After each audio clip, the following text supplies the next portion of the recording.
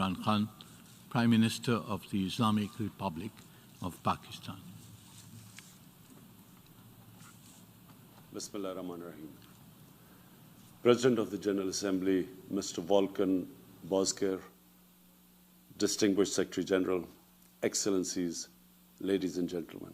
I would like to thank His Excellency President Aliyev of Azerbaijan, Chairman of the Non-Aligned Movement, for proposing this special session. The COVID-19 pandemic is the most serious global crisis since the Second World War. The virus has infected nearly 65 million people and killed, sadly, close to 1.5 million. And hopefully, whenever the vaccine is available, it must be offered to everyone.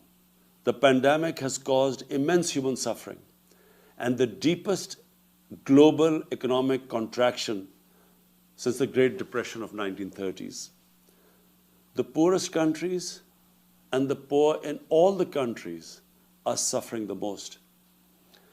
Nearly 100 million people in developing countries will fall back into extreme poverty. Rich countries have injected $13 trillion as fiscal stimulus to revive their economies. On the other hand, developing countries just do not have the resources to afford such a massive economic stimulus. They are struggling to find even a fraction of the 2 to 3 trillion they require to recover from the pandemic. In Pakistan, we had a successful policy of smart lockdowns.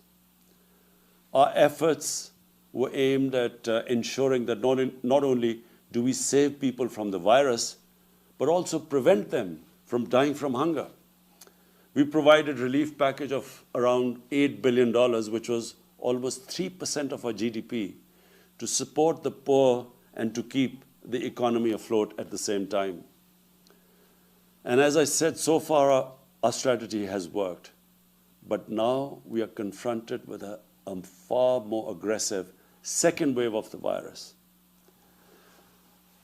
We are facing now the challenge of maintaining and reviving our economic growth, as well as dealing with the increasing number of cases which are occupying our hospital beds. The IMF Managing Director had advised countries to spend as much as it is required to stimulate growth. But like many developing countries, Pakistan is committed under our IMF program to reduce the budget deficit. And I'm sure other developing countries in our position are facing a similar dilemma. How do you stimulate the economy and yet at the same time reduce your budget deficit? The only way we can have the fiscal space to maintain and revive growth is through access to additional liquidity. Last April, I called for a global initiative on debt relief. We are grateful for the debt suspension announced by G20 in May and its subsequent extension till June next year. We also appreciate the rapid lending facilities activated by IMF and the World Bank. Yet the amounts generated so far are not even close to the needs of the developing countries to recover from the impact of the pandemic.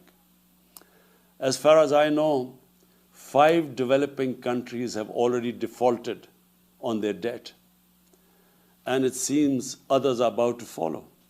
Several nations faced with large debt repayments and at the same time lost revenues are on the brink of economic collapse.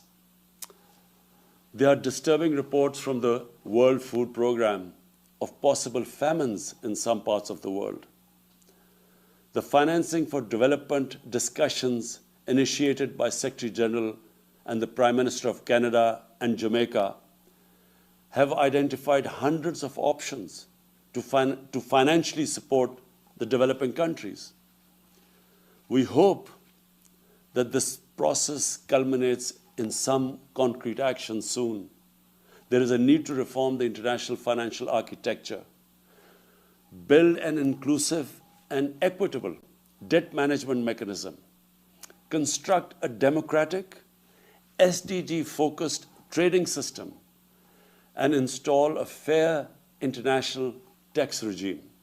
If economic collapse is to be averted in a number of developing countries due to the COVID-19, the international community must identify and implement some key priority actions. I would like to propose a 10-point agenda for urgent action. 1. Debt suspension till the end of the pandemic for low-income and most stressed countries. 2. Cancellation of debt of least developed countries. 3.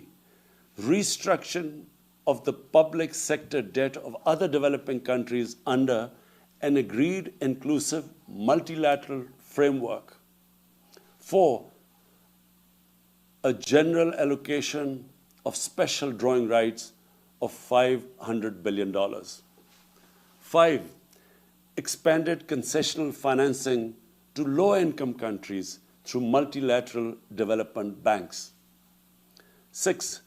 Creation of a new liquidity and sustainability facility, which should provide short-term loans at low costs. 7.